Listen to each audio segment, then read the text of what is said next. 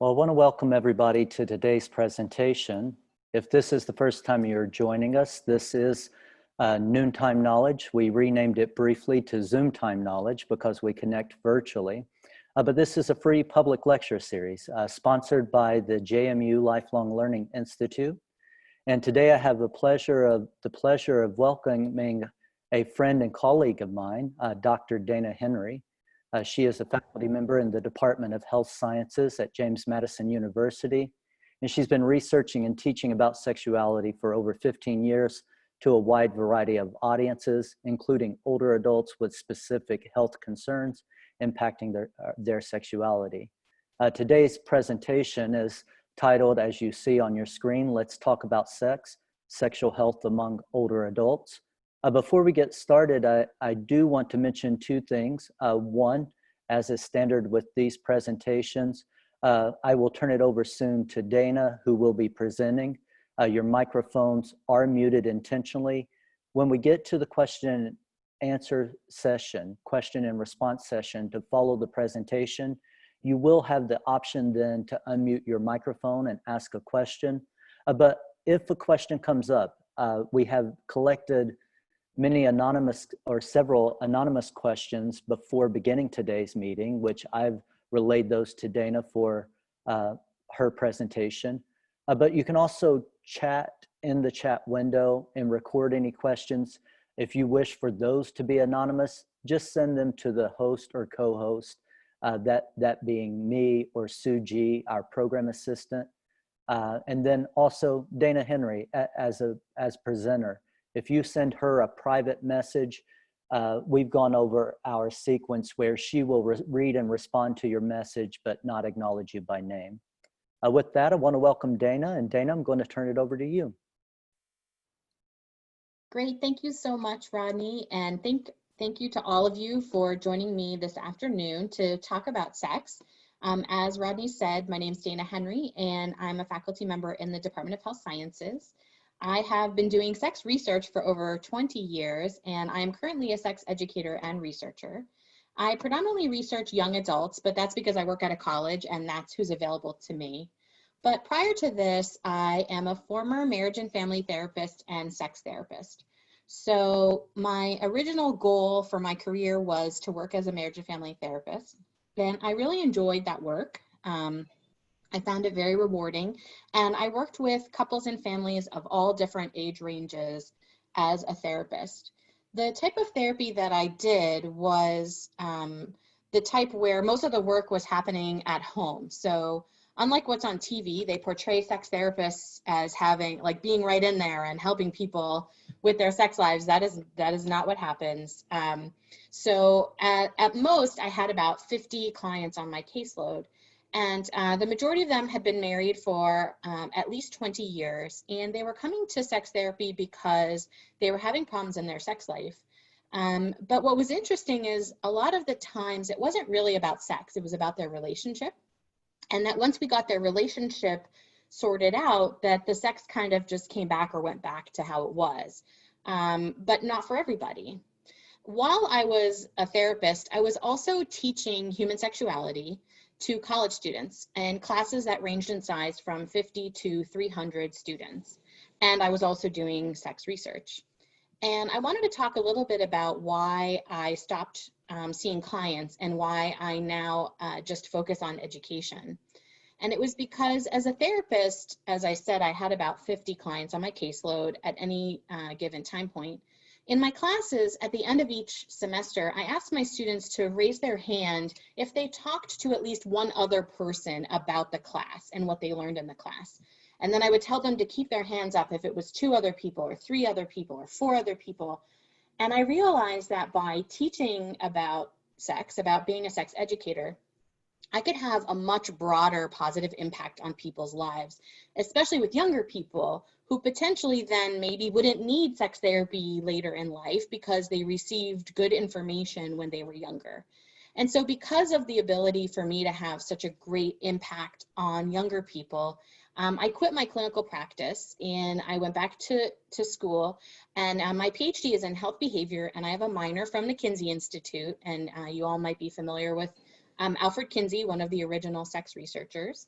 I also currently serve on the board of directors for the Society for the Scientific Study of Sexuality. So I'm an active sex researcher and sex educator. And so one thing I also wanted to talk about is the difference between sex education and sex therapy. So as an educator, my job is to provide broad information that would apply to a wide range of people. Whereas sex counselors or therapists might provide more specific information that's tailored towards the folks that they're working with.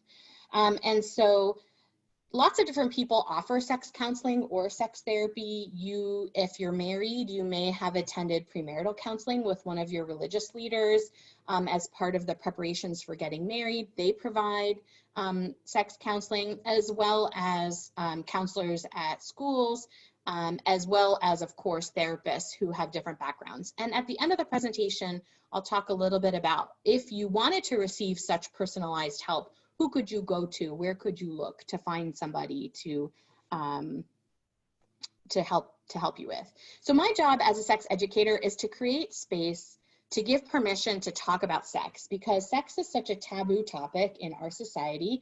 We don't often have permission to talk about it, and people don't talk about it enough. And that type of culture creates a situation in which people feel uncomfortable. They feel like they don't have permission to ask questions and talk about sex. And that's one of the things I love about being a sex educator, is creating a space for people to have open and honest conversations. Also, because of the topic, it allows me to use humor to help people feel more comfortable. So I'm going to crack a few jokes, just letting you know in advance to be prepared for that. Starting with the list of topics. So rather than having a formal agenda, I try to make it kind of funny. So the topics that we're going to talk about are, do older people still do it? Why should you do it? When things don't go well, what's happening? I'm also going to give you some general tips for doing it well. And we're also going to talk a little bit about older bodies and sex. And a lot of the topics are based on the questions. So I appreciate those of you that provided questions, and I appreciate Rodney and Lifelong Learning for the opportunity to have folks give me questions so I knew what types of information to include. Okay, before we start talking about sex, we actually need to provide a definition of sex. And this may come as a surprise or not as a surprise to you, but people don't agree on what counts as sex. In fact, there is a long series of research related to this topic, asking people, if such and such happened, would you say it was sex? And people don't agree. And what the research finds is that people don't agree based on their age. So depending on your age, you have a different definition of what counts as sex. And it's not because what counts as sex changes as you age, it's more generational. Your gender, your sexual orientation, your religion, what happens during the act, where the act occurs, who the other person is, all of these things influence whether you count a particular activity as having had sex. So I think that's kind of interesting that we don't agree. So for the purposes of this presentation, I need to give you my definition of sex so that you understand where I'm coming from when I'm talking about sex. So here is my definition. My definition is, anytime at least one person's genitals come out to play, that was sex. So this can include a wide range of behaviors. However, this is not the most broad definition. An even more broad definition would be anything involving your body that feels sexual to you. So we're also going to consider this as an important aspect of thinking about what counts as sex. And what studies find is, as you age, your definition actually gets more broad. And the activities that you engage in with your partners that are coded as sexual behaviors actually does meet this more broad definition. Okay, so first thing we need to talk about is, as I said on the agenda, do older people do it? And the answer is absolutely yes. So when we do national surveys of adults, many of these national representative surveys indicate that many adults age 50 and over continue to be sexually active. About half say that within the last year they've engaged in some kind of sexual activity. This goes back to my definition. So some kind of sexual activity refers to somebody's genitals came out to play. And about 40% report engaging in sexual activity in the past month. The other thing that is consistent both with older adults and younger adults is men report engaging in more sexual activity than women. And I find this finding really fascinating and kind of funny. So given that in a population, approximately 90% of the population identifies as straight, that is, it's a man having sex with a woman or vice versa, how is it that men report more sexual behavior than women? It doesn't make sense. The numbers don't add up. And this goes back to the idea of sexuality being taboo. In particular for women, we have what's known as the sexual double standard, where women are viewed more negatively when they are open about their sexuality and engage in sex freely, more so than men. And so this creates a problem, especially for younger women in terms of reporting. So what we know is that men tend to overreport how much sex they're having and women tend to underreport it. But it could also go back to the fact that we don't agree on what counts as sex. And we know from studies at the Kinsey Institute, where we give newlywed couples phones and we prompt them to give us information about any time that they engage in a sexual activity. So we're texting the exact same couple, the two people in the couple, and one will say, yeah, we just had sex, and the other will say they didn't. So it's kind of funny. This goes back to we don't agree on what counts as sex. Now, one interesting thing I did want to point out is when we survey women over the age of 70 about their sexual satisfaction, they actually report greater sexual satisfaction than younger women. And part of this is because as women age, we are more free to let go of the notions about what we should look like and what's attractive, as well as and we know our bodies better and what we like better. So we're sort of shedding some of that sexual double standard in society, and that helps us have greater sexual satisfaction. This doesn't mean that they're having sex more often, but that the sex that they are having is more satisfying than for younger women. So that's one of the positives, especially for women, in terms of aging and sexuality. So I wanted to start by talking about the benefits of engaging in sexual activity. So why should you do it throughout your lifespan? So the first is this idea that your overall health and your sexual health are connected. So we have your overall health, which includes like your physical health and your mental health, your spiritual health, economic health and wellness. Sexual health is part of your overall health. And so engaging in sexual activity is one way to keep up with your overall health. The other is that sexuality is an expression of intimacy.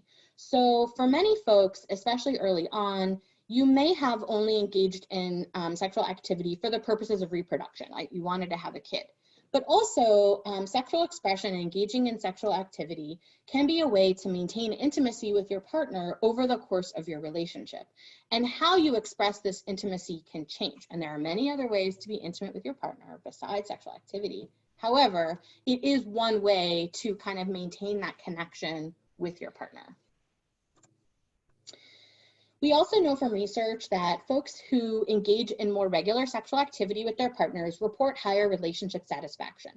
So back to the point I made at the beginning of the presentation, relationship health and sexual health are intertwined with each other. So the higher your relationship satisfaction, the more likely you are to engage in sexual activity, and the more sex you have, the better your relationship satisfaction. So those two things are connected with each other.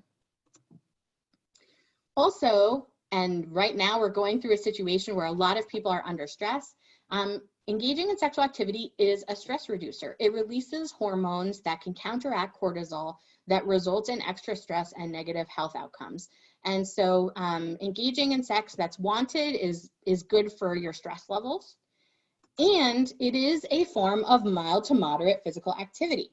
So there have been studies that have compared having sex with running on a treadmill, for example, and which engages your cardiovascular system more. And unfortunately, I have to say it is the treadmill. However, engaging in sexual activity is mild to moderate physical activity. And we all know that we should be engaging in at least mild to moderate physical activity regularly to maintain our health and increase our longevity. So you can count sex in that box. I'm going to come back to a question that was asked about people with cardiovascular risks and engaging in sexual activity, because it's related to this. So I'll talk about that later in the presentation. Another important reason to engage in sexual activity is it keeps your sexual organs in good working condition. I'm sure you've heard this adage, if you don't use it, you lose it. And that is true because a lot of our sexual organs are attached to muscles in our body. And we know that as we age, we need to engage in weight-bearing activities and keep our muscles activated, because as we age, our muscles do degenerate. It's harder to maintain our muscles as our testosterone levels decrease. And so this can affect your sexual functioning as well. And so the more you use your sexual organs, the better working condition they stay in, just like lifting weights, just like exercising your heart. It's important to keep your sexual organs in good working condition. Also, of course, it's fun. So another reason to engage in sexual activity is when it's pleasurable and it's wanted, it can be something fun to do. So I wanted to give you a quote. I know that we don't typically have discussions in these presentations, which is very hard for me because that's how I usually teach. So I'm just going to give you a quote from a famous sex therapist, and I want you to think about it and just think about what it means. So here's the quote. Sex is perfectly natural. However, sex is not naturally perfect. So I wanted to give you some time to think about what that might mean. And usually when I ask the audience to tell me about what this quote means to them, what they say is some variation of the following. Humans have innate sexual desires. That's part of what makes most of us human. But there is no manual. You were not given a manual when you first were sexually active that were like the how-tos of how to have sex well. And the reality is no such manual exists because every person is different, and what works for you sexually changes over your lifespan. And so there isn't the possibility of having this like one right way to do something. And this is the reason why people often have questions about sex. In addition to the taboo culture about sexuality, we have this idea that because it's natural, everyone's just supposed to know what to do and how to make it work well. And that's just a false assumption about sexuality. So what I wanted to talk about were some of the most common issues that occur in relationships.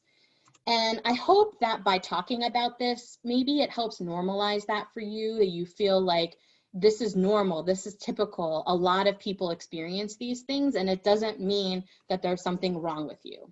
So the first is the issue of desire discrepancy. And what that is when one partner wants more sex than the other partner, or they want it more often than the other partner. This is the most reported issue in sexual relationships. And typically what's reported is that men tend to want sex more than women. This is not a universal truth.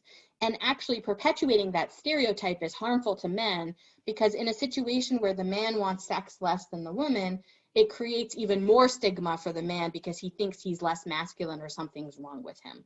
But the truth is people's interest in sexuality waxes and wanes. There are periods in your life or even within the week where it's higher and periods when it's lower. It's very much affected by what's going on around you and what's happening in your relationship and in your life and even in your work and your body. It's a very complicated thing. The other thing that happens with desire discrepancy is a lot of people think about sexual desire as this like spontaneous feeling like you want to have sex. Like you're going about your day and then all of a sudden it just pops into your mind that you want to have sex. And this idea of spontaneous desire is actually not what research bears out to be how most people experience sexual desire, especially as you age and especially for women. What we're now understanding is that a lot of people have what's known as responsive desire as opposed to spontaneous desire. So rather than just desire popping up and you all of a sudden feel like having sex, what happens is first you receive some type of stimulation, whether it's a conversation, something you read, hear, see, smell, maybe your partner's touching you, and then that activates desire. And it can take a long time to build up. So by understanding that there's a thing called responsive desire, sometimes it can help free people to recognize that you might not be one of those people that just has spontaneous desire over time. And for those of you that are bored and interested in reading, I want to recommend a good book. It's not my book. The book is called Come As You Are, and it's written by Dr. Emily Nagoski, and I'll include the citation for this book in the slides so that you can have it. And what Dr. Nagoski does in this book is takes all of the current research about sexuality and sexual desire and writes it for an audience so it's understandable, even if you're not a sex researcher and don't understand what they're doing. And she's one of the folks that talks a lot about this idea of responsive desire and how it's really important to think about the fact that you may not have this spontaneous desire, and it doesn't mean that something's wrong with you if you don't have this spontaneous desire. Another really common issue in sexual relationships is folks reporting that they're not having orgasms or they don't find sex to be pleasurable. This is especially true among women. In fact, 1/3 of women report that they've never had an orgasm at all, and it's even harder with a partner. So one of the things I want to talk about with this is our fascination and obsession with having an orgasm. And this we can attribute all the way back to the work ethics of the United States, that if you work really hard, you should get something as an outcome. And that's what orgasm is. You put in all the work of sex and then you get to have the outcome, which is an orgasm. And what I would like to do is invite you to just let that go. That sex can be pleasurable without that, that if you're focusing only on that end goal, it can actually mess with your ability to get there. And so to let go of that need for an orgasm or some final outcome to occur will really help you just enjoy and be in the moment of any sexual activity that you engage in. The other reason that there's lack of pleasure in orgasm is back to the sexual double standard, in particular for women, not knowing what they like, what works, what feels good for them, and not having permission to figure that out. And so one of the things that I'm going to give you permission to do today is to figure that out, that it's okay to try to figure out what feels good for you. And again, back to the issue of the manual, there is no manual that's going to tell you what feels good for everybody. Each person is different and it does change over time. One of the other common complaints from couples is they feel like their sex life has gotten into a routine. So they do X behavior, Y behavior, Z behavior, and then it's over. And then it feels boring. And they want things to be more exciting and interesting. And so I'll talk later about some tips for how to get out of a routine if you've fallen into a routine. And then lastly, something I've talked about before is relationship issues affect your sex life. If you're arguing all the time and you're not on the same page in your relationship, it's hard to want to be sexually intimate with somebody. And as I mentioned, a lot of people use sex as a barometer for the relationship. When the sexual relationship goes down, it's sort of the first indication that something might be wrong in the relationship. And so the fix is actually related to your relationship and not to the sex. So I have a little comic as a joke. I'll read it to you because it's small. So there's what appears to be a little boy standing on top of a little girl's head.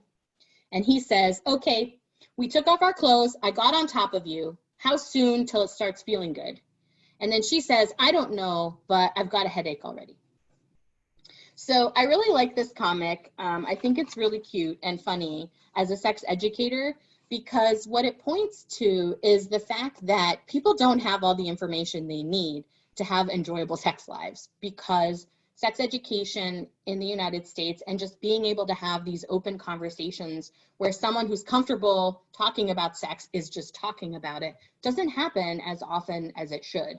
And so here we have kids who are really confused about what they're supposed to be doing. They're sort of doing all the right things, but not in the right way. And then they're wondering why it doesn't feel good. So not having all the information you need to have a good sex life can definitely interfere with your ability to have a good sex life. So let me talk through some tips for how to improve your sex life. And these tips can work if your sex life is great and you just want to make it better, or if you're having problems and you want to fix them. These tips are sort of universal tips to help you with increasing your sexual activity and your satisfaction with your sexual activity. The first is probably an obvious one, communication. So having open lines of communication with your partner is one of the best ways to have a positive sex life. And I've already talked about one of the struggles with this is the fact that sex is taboo. Talking about sex is very difficult to do. In fact, this is the reason that I became a sex researcher.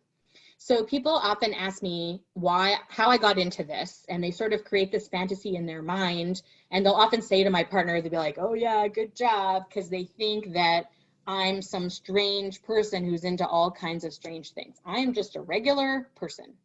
What got me interested in sex research and being a sex educator is how interesting it is that it's so difficult and uncomfortable for people to talk about sex. I remember taking my human sexuality class as a freshman. I sat in the back because I'm an introvert and I didn't want to be called on, but I could see the whole class in front of me in this auditorium. And my professor, who ended up being my thesis advisor, Dr. Ed Harold, who was definitely, I viewed him when I was a college student as someone who was an older adult. And there he was up in front of 300 college students talking openly about sex. And he seemed totally comfortable. And everyone in the class was so uncomfortable.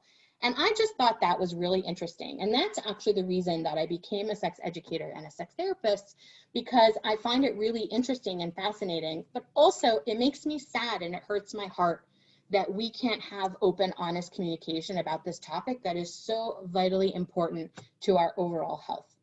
So what I want to invite you to do is to have open lines of communication with your partner, especially if you have those desire discrepancy issues. Have a conversation about why you want to engage in sex, in sexual activity. What does it do for you? Why is it important? How does it help you in your relationship? If you tell your partner about the why and you invite them to have that same conversation, then you can get at dealing with some of those discrepancies that you might be having or disagreements about what to do and when. I know that talking about sex can be hard. So one of my tips for couples is, instead of trying to have a verbal conversation, create a list of questions together and then separately write down your answers to those questions. It might be questions like, is there anything new you want to try but you're afraid to ask? Or what's your favorite thing that we do or have done in the past? So generate a list of questions that you want to know from your partner, write them down. Each of you answer the questions separately on paper, and then swap papers. You can read each other's answers. That creates a little bit of safety and helps protect your vulnerability because you're having your partner read what you wrote instead of having to talk about it.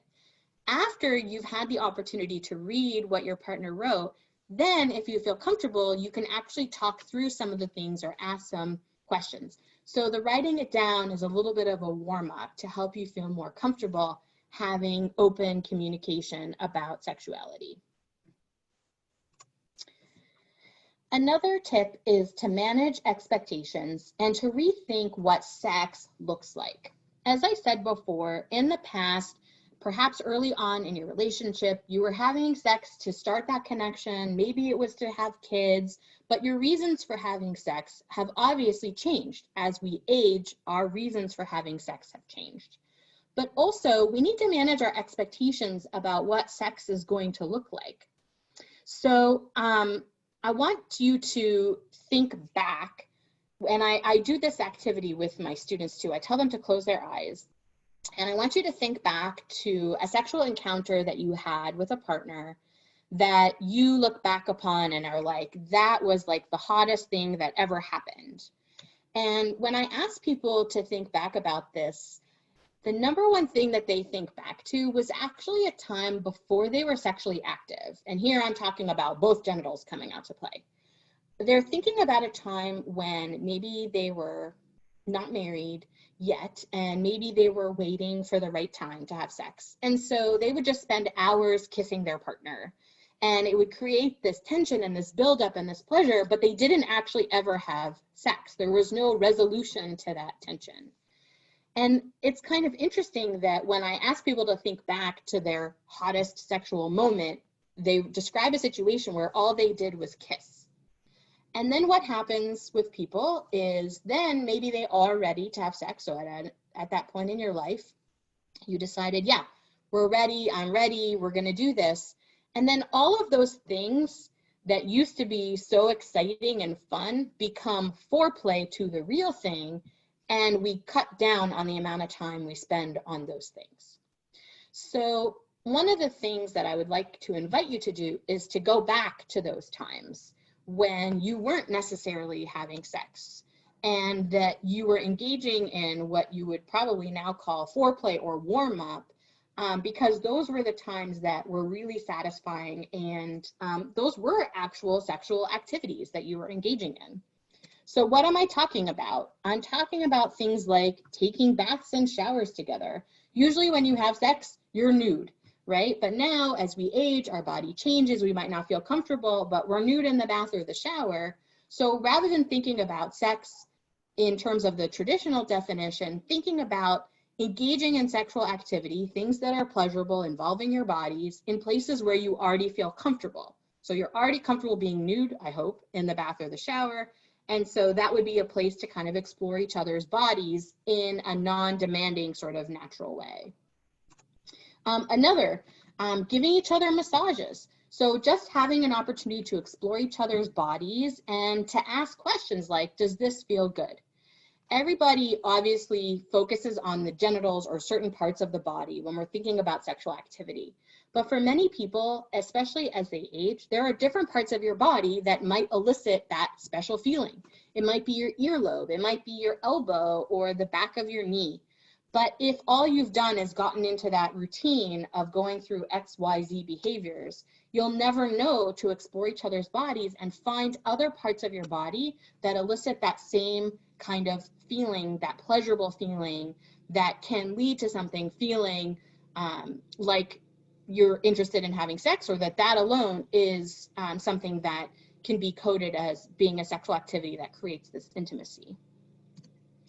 Kissing, as I said before, engaging in kissing behavior, in particular when we ask older adults about the behaviors that they engage in that are considered sexual activity, kissing, and not a peck, but actual kissing, is something that a lot of older adults report engaging in regularly and enjoying and feeling really positive about and feel like it's a really pleasurable activity. And like I said before, thinking back to all of those behaviors that we kind of cut out or shorten because they're foreplay for the real act, let's go back to those. Let's bring those back into the rotation and think about how those can be part of our sexual relationships. Another tip is related to smell. So our sense of smell is very much connected to our sense of memory. And what I recommend couples do is choose a scent that kind of triggers for them this idea of being sexual. So take, for example, vanilla. So what I'm suggesting here is buying vanilla scented candles or soap, body wash, massage oil, whatever it is, always in the same scent, and only using that scent when you're being sexual with your partner. What will happen is you will start to connect that smell with being sexual with your partner, and it's actually a way to activate responsive desire. So simply smelling vanilla over time, it will create this connection to sexuality for you and make it easier for you to kind of slip into that sort of excitement mode. I also recommend that you don't use that scent at other times because that will take away from that. The other thing I want to talk about is the idea of planning sexual encounters. So a lot of times people think that the best sex or the only kind of good sex is spontaneous. It has to happen because someone was in the mood and it wasn't planned and it just happened, and that's what makes it exciting and good. But actually that is not true. Planned sexual activity can be just as good or even better than spontaneous sexual activity. And I'll tell you why. Let's say, and a lot of couples do this, they have a one day a week where that is the day that they choose to have sex. So let's say it's Thursday, although a lot of times people pick Saturday. But as you age, one of the benefits is perhaps you're not working, and so it doesn't matter. Thursday is Saturday, and that's true for everyone kind of right now anyways, since nobody knows what day it is. So for argument's sake, let's pick Thursday as the day. So what's happening throughout the week? Throughout the week, you're looking forward to Thursday. You're thinking about what's going to happen on Thursday, and it's slowly building this desire. On Thursday, you're thinking about what's going to happen that night. And so it gives you the time to warm up mentally to the idea that you're going to be sexual later in the day. And so for folks that are feeling really like a struggle with their sexual desire and very upset about the lack that they don't have spontaneous desire, planning your sexual activities can help you get yourself warmed up and thinking about what's going to happen later that day. And so people do report that they enjoy having a planned day where they're engaging in sexual activity for that reason. Another thing I want to address is what to do if you don't have a partner. So I'm happy to see that many of you are on here with your partner so that you're both learning the information together. But for a lot of people, including for older adults, the lack of a partner is the #1 reason that people report being sexually unsatisfied. So the first thing I want to say is self-satisfaction, which is known as masturbation, is a good thing. So you can tell people that the sex lady from JMU told you to masturbate. I am telling you, you have permission. And here's the reason why. If you are somebody who doesn't know what feels good, maybe you don't find your sexual activities with your partner to be particularly pleasurable. You do them because your partner gets pleasure, which is a perfectly acceptable reason to engage in sexual activity with a partner. But maybe for you, it's not pleasurable. The best way to learn what you like is by yourself. You don't have that pressure of somebody else. You're not worried about what's good for them. You're not worried about what they're thinking about you or your body. It's just you figuring things out on your own. And then you can tell your partner about it, or you can invite your partner into that particular conversation so that they can know what you like. So there are plenty of self-help books out there for those of you that don't know even where to get started with that. But there are also opportunities for you to purchase equipment to help you. You don't need equipment, but if you want it, the good news is you can purchase it online. You don't have to go into a store. It's totally discreet. I'm going to recommend a couple of places, in particular, Good Vibrations, which is a sex toy store in California that is very sex positive and very much about women's sexuality. You can order things to help you online. It comes in a discrete package. It doesn't show up as sex toys on your credit card statement, so you don't have to worry about that. And those are things that can be used individually or with a partner. Now, if we weren't in a pandemic, I would tell those of you who don't have sexual partners to get a hobby, and then you would meet people with shared interests, but we can't do that. We're not supposed to be going out and interacting with strangers right now. And so I want to talk a little bit about online dating. So many older adults find themselves single and not sure how to get back in the game because when you were first dating people, we didn't have online dating. It wasn't really an option back then, and it all seems really foreign. There are several online dating sites that are particularly targeted towards older adults. There's one called Our Time. And so it allows you to meet like-minded people who are around the same age as you. And I'll give you a link to an NPR article that talks about all of the different websites that are commonly used by older people to meet other partners. So first, if you don't have a partner, it doesn't mean you can't be sexually active, but also if you want one, there are definitely ways to meet other like-minded people online. And I'll share, because I'm not shy, my partner and I met online back in the early 2000s. We're happily been married for more than 10 years. And I have no shame in saying that I met my partner online because where I wasn't able to find somebody that had the same values as me.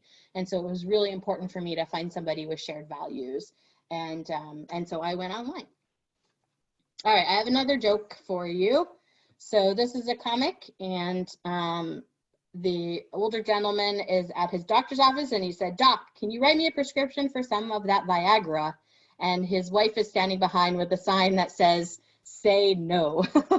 So I think this is a really funny comic because it's a joke about Viagra. It's a joke about desire discrepancy and gender differences in relationships, where there's some things I've talked about.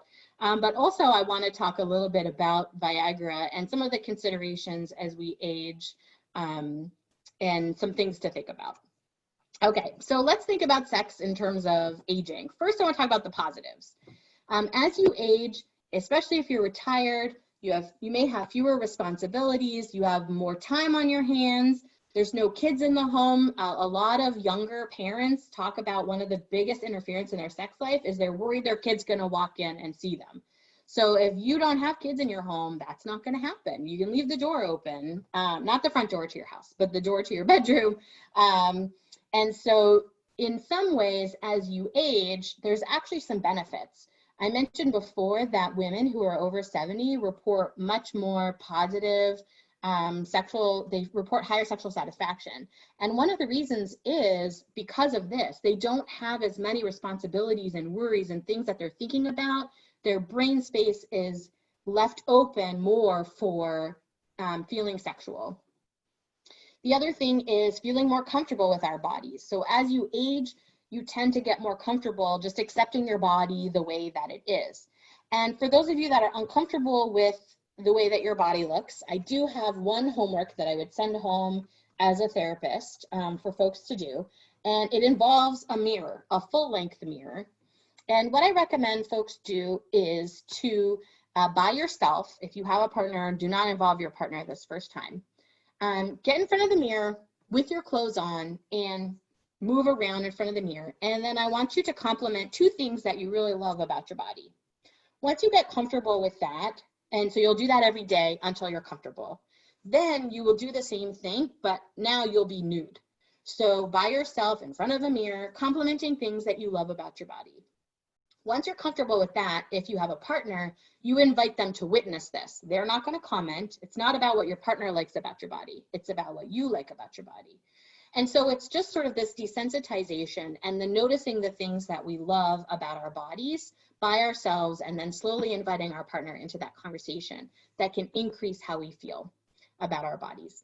And whatever is portrayed in the media, that is all photoshopped. None of that is real, right? And as people are together for longer term, what we do know is why people stay married has nothing to do with how physically attractive they are to their partner. It's not about that, even though we think it's about that. All right. I want to talk about side effects of medications and changing hormones. So as we age, we typically are prescribed more medications. Those are the great things that keep us alive for longer and expand our life expectancy.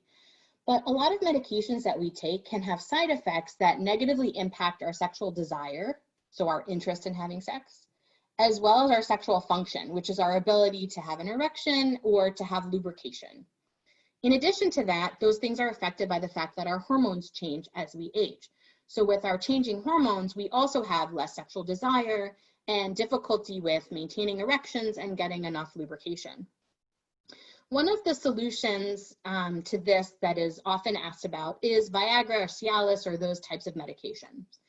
And the one thing I want to say about them is they are not intended to increase sexual desire. Taking Viagra will not make you want to have sex more. What it does is it increases blood flow. So it makes it easier for blood to flow where it needs to go. And that's true for both men and women. We need blood flow to our genitals, and that's what gives us that warm feeling and maintains an erection for men. So Viagra only does that. It doesn't actually increase your desire. So depending on what the issue is, Viagra might not be the correct solution. And also, let's go back to this idea of changing expectations.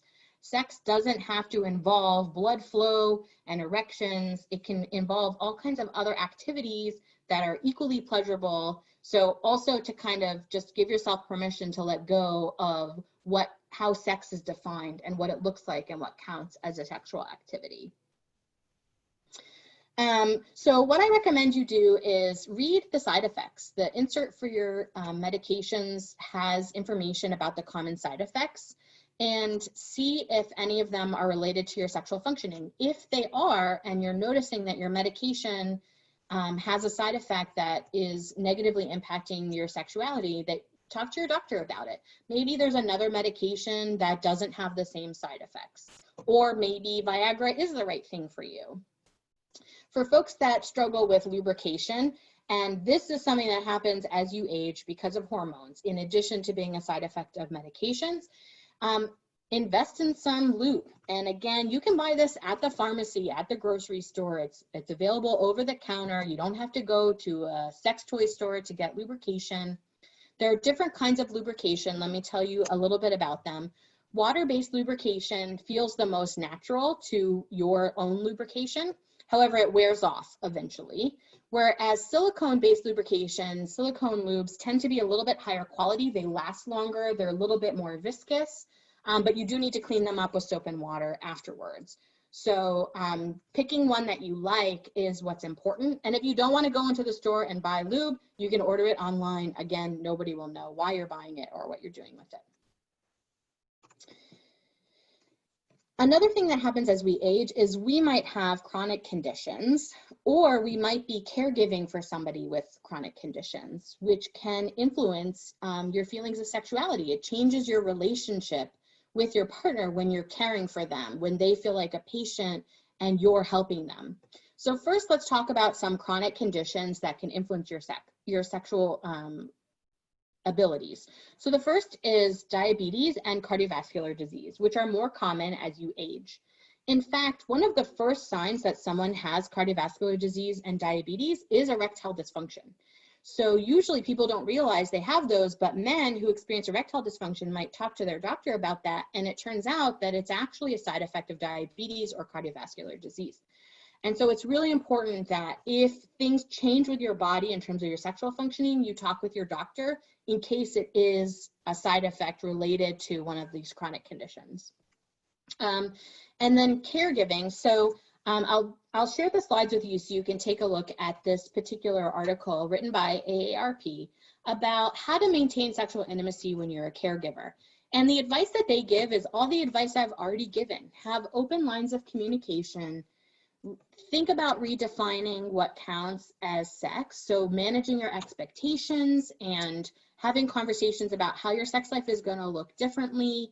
And then also, if you're able to, find somebody else to be the caretaker for your partner. If that's something that you're able to do, that you can afford, that feels comfortable for you, to keep those relationship aspects or roles separate. This is also something that you managed if you became parents, right? You have your partner relationship, but then you also had your parenting relationship, and that's not a sexual relationship. So thinking back to how you manage that, maybe at a different point in your relationship, might also help you with this particular situation that's happening. Also, as I mentioned before, one of the #1 issues that older adults talk about as a struggle with their sexual relationship is not having access to a partner. So I mentioned before an NPR article that talked about online dating. So I'll mention these are the most popular dating sites in terms of older adults. So the ones that have the most older adults on them. The first is OkCupid. So OkCupid is a dating site with many older adults. Our time is specifically only for older adults. So OkCupid also has younger folks, but you can always set your age parameters in these online dating sites if you only want to find people of a certain age. eHarmony is another popular dating site among older adults. And then Match.com, which is one of the oldest dating sites. Again, both eHarmony and Match.com are not just for older adults. There are people on there of all ages, but you can set a filter for finding folks that are the same age as you. So I want to end by talking about what to do if you would like help with your sexual relationship or your relationship. The first is, if something physical is going on, you should talk with your doctor. One of the questions submitted ahead of time was, how do we talk to our doctor? So many of you probably experienced that your doctor is not comfortable and doesn't ask you about your sex life. And the reality is that they were not trained to do that. Very few medical schools teach doctors about human sexuality. Aside from urologists and obstetricians, they don't talk to them about how to be comfortable about sexuality. And I'll share that when I was in my marriage and family training program, 5 out of 6 of the people in my program did not want to see any couples who said that they had sex issues because they weren't comfortable talking about sex. And I was just like, how can you be a marriage counselor if you're not comfortable talking about sex? It's a really important part of a lot of people's relationships. The same is true for doctors. You're probably wondering, how can you be a doctor if you're not comfortable talking to people about something that almost everybody does? And the reality is they're in our culture too. They are around the taboo nature of sexuality. They are also impacted by it. And so if you have a doctor who has always been asking about this, you're very fortunate. Most doctors don't. So what I say to you is you need to be an advocate for your sexual health. If your doctor's not going to bring it up, even though you would prefer that your doctor brings it up, you should bring it up. And the best way to do that is to bring in a list of questions. Write them down before you go, and then tell the doctor up front, I have questions about my sexual functioning that I want to talk to you about, so that they have time to like calm themselves and get ready for the questions. And if your doctor doesn't know the answer, ask for a referral to somebody who does. Don't be afraid to say, can I talk to somebody who knows more about this or who is comfortable talking to me if your doctor can't answer your question. So unfortunately, because of the taboo nature of sexuality, we need to be advocates for our sexual health with our healthcare providers. If you're struggling with your relationship or with your sexuality, consider seeing a couple and family therapist or a sex therapist. I've provided the websites for marriage and family therapists and a list of sex educators, counselors, and therapists. So it's aamft.org or asec.org. I did look, and there aren't that many in this area. What's different about marriage and family therapists compared to psychologists, I've also given you the link to APA or to a licensed clinical social worker, is marriage and family therapists see problems existing within relationships. I mentioned this before. We don't see problems existing within a person. We see the problem as between people or between you and all the other people in your life. And so they have a unique perspective. As a psychologist or a clinical social worker, you can receive additional training in marriage and family therapy. So it would be in addition to what they learned, but it's not the same as having that original focus of thinking about relationships as the problem. And then lastly, I've linked you to the National Institutes of Health, National Institutes on Aging, which has a website full of great resources relating to having a happy, healthy sex life as you age later in life. And it's linked to all kinds of evidence-based information right there. And it's written for everyday people. It's not written for researchers like myself. One of the questions, I just want to make sure that I answer the questions that were posed ahead of time is, should you be having sex if you have cardiovascular issues or heart problems? So as I mentioned before, sex is a form of mild to moderate physical activity. So you should talk to your doctor about whether you're capable of engaging in mild to moderate physical activity, because that's really what sex is about. I know there's a lot of like scenes from movies and stereotypes about, oh, someone had a heart attack during sex. Well, it wasn't because of the sex. It was because of the cardiovascular issues that they were having. And so you should always talk to your doctor if you are worried about that. But if they've cleared you for mild to moderate physical activity, it's no different than that. But at the same time, you should definitely talk with your doctor about Viagra and cardiovascular health, because if you're already taking medications related to thinning your blood, you should not mix that with Viagra. So definitely talk with your doctor before taking multiple kinds of medications that do the same thing. All right, so that is all that I have. My last opportunity was to leave some time for questions. So I'll turn it back over to our hosts from the Lifelong Learning Institute so I can answer your questions. All right. Well, thanks, Dayna. I should have said before we began your presentation, thank you for volunteering your time and sharing your knowledge with our learning community. This is something that has come up several times since I've been in this role as director for the Learning Institute. That's 18 months. And we haven't been able to find someone who is willing to talk about it and has the expertise to share. So I appreciate that. And then the amount of time that you put into preparing for answering the questions we received ahead of time. What we're going to do now is I did invite people to use the chat feature. You may turn on your window in case someone sends you a private question. Mm-hmm. I'm going to quickly unmute everyone, mute you again, so don't speak all at once, but you will have the ability to unmute your own microphone. Just give me one moment. I'm muted as the beginning. All right. So now you have the ability to unmute yourself if you would like to ask a question. And all you would need to do is click on that microphone button. That would make your microphone live. And then you can either give your question or comment to Dayna. She will unmute herself and respond.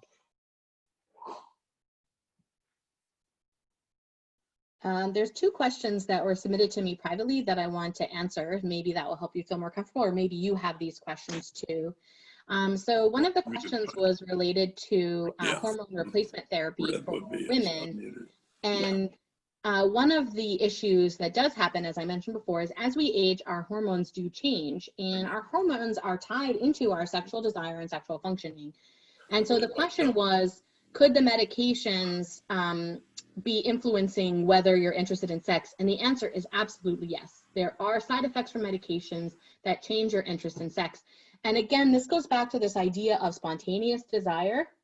It doesn't mean that your responsive desire is turned off And so what I would encourage you to do is, if you notice that your spontaneous desire is down to 0, which does happen, where you're just never spontaneously interested, that you should definitely think about the ways of increasing your responsive desire and taking more time to do the warm up, the things that we code as foreplay that I call sexual activity, to try to get you to have that responsive desire. And I encourage you to read the book, Come As You Are, to help you kind of think through the ways that you might activate responsive desire. There are worksheets in the book that are really helpful for couples to work through and for individuals to work through.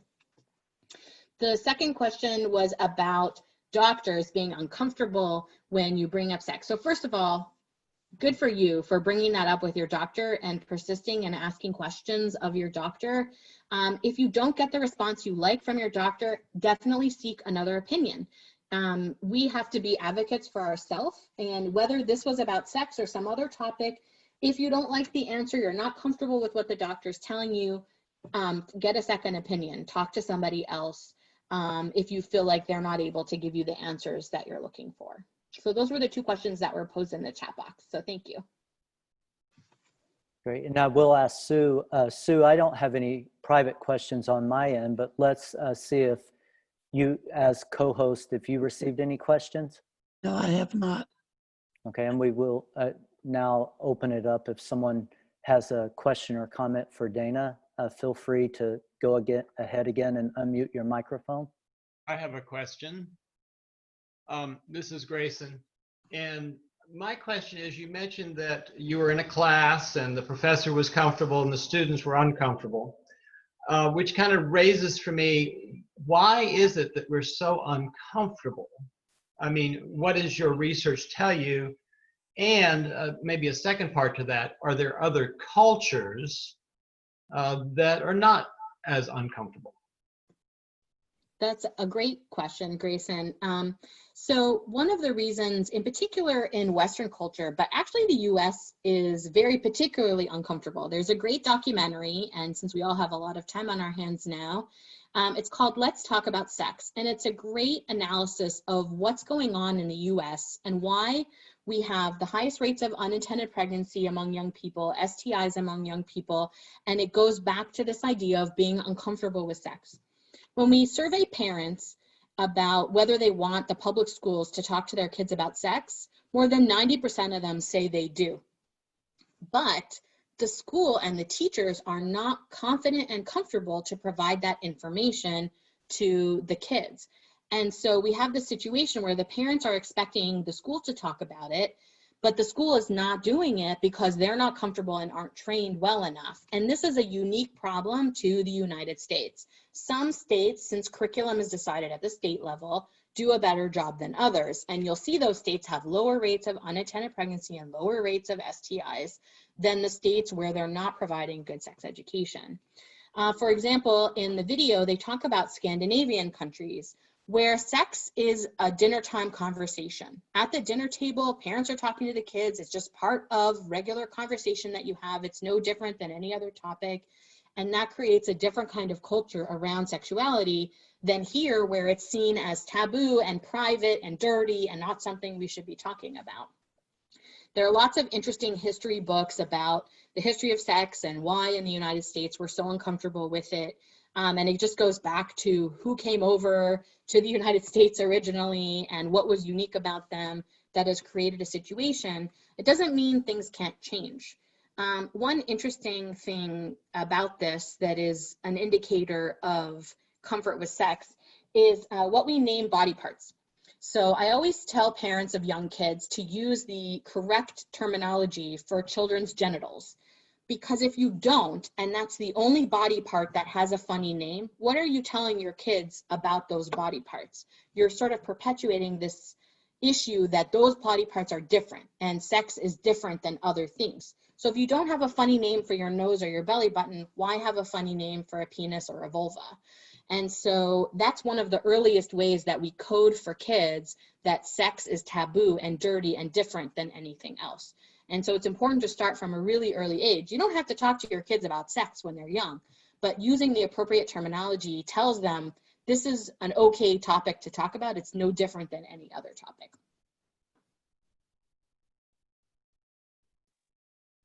And thank you for everyone who's asked questions either through chat or ahead of the meeting, and certainly through audio. But again, we do have time if there are other questions or comments or feedback for Dr. Henry.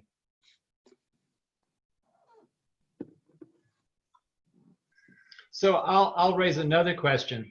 I'm observing the number of participants for this particular topic, and I'm a bit surprised that it's lower because I would have expected it to be higher. And I wonder if that also says something about comfort level. And the other thing is that when we had Mennonites in the valley or hiking trails, there were tons of questions that people asked, but there's a sparsity of comments today. Dayna, would you care to comment on that?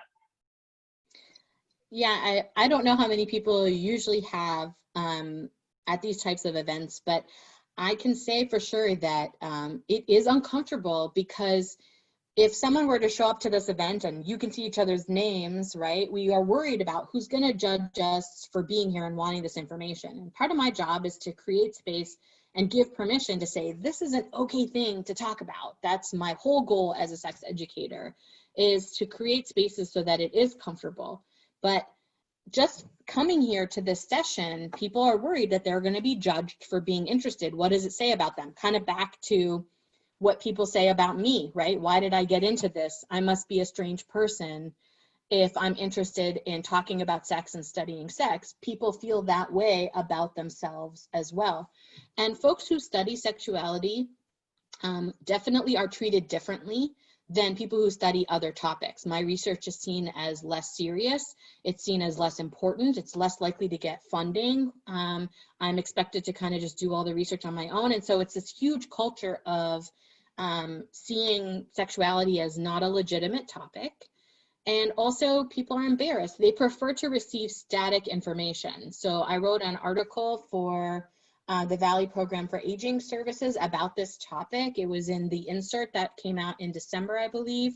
And people prefer to get the information that way because no one will have to know that they read that article. Whereas if you sign up for this event and come, everybody knows that you signed up.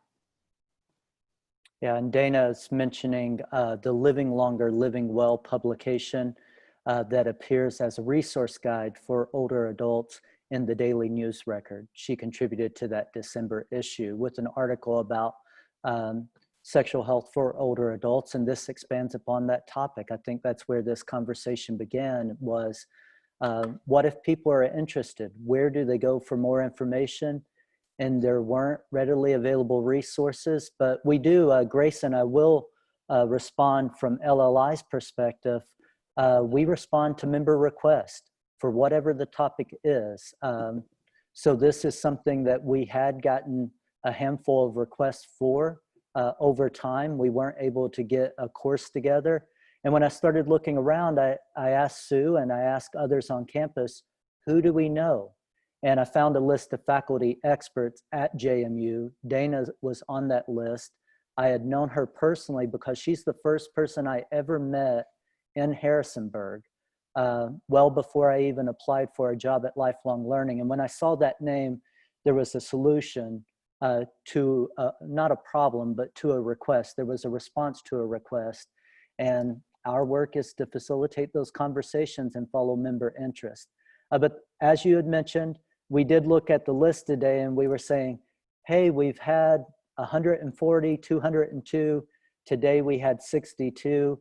The reason we're recording it, if folks want access to this information, there will at least be a recording that they can go back to on demand, and we can make that available as needed or as wanted.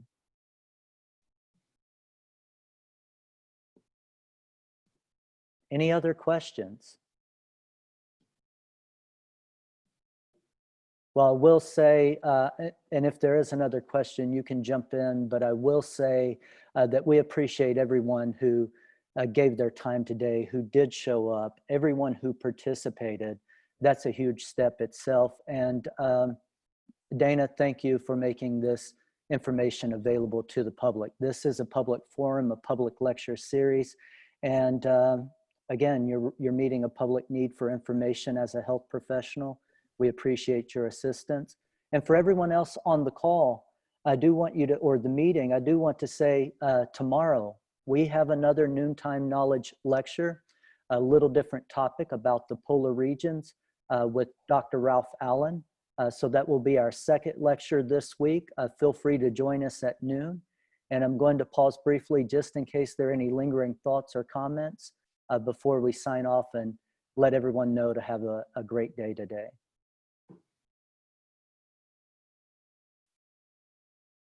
I think Robert has a question, but he's still muted. Yeah, is that okay? Yeah. Yeah, we can hear you.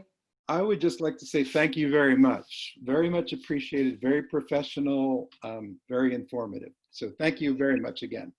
Thank you. Thank you for being here. You did such a good job. Our questions were already answered. Amen. That's what we like to hear. And Dayna, we get some private feedback, people giving you nonverbal feedback with thumbs up, applause if you're not seeing the gallery view, and some private messages where they say, thank you for such a great presentation or professional presentation. So do know I've received some of those comments. They may not have gotten to you. One thing I want to confirm, Dayna, you did mention that the slides would be available to people. I will let everyone know that I will follow up. You registered with your first and last name, and I know that you gave the email address with registration. And there are some live links that you will be able to click on to AARP resources and other sites. That will come by email today for everyone registering who has registered for this session. As soon as I receive those from Dr. Henry, I will push them out to you. Otherwise, I want everyone to have a great day, and hopefully we'll see you back tomorrow. All right, Thank you. bye. Thank you. Bye. Thank you so much.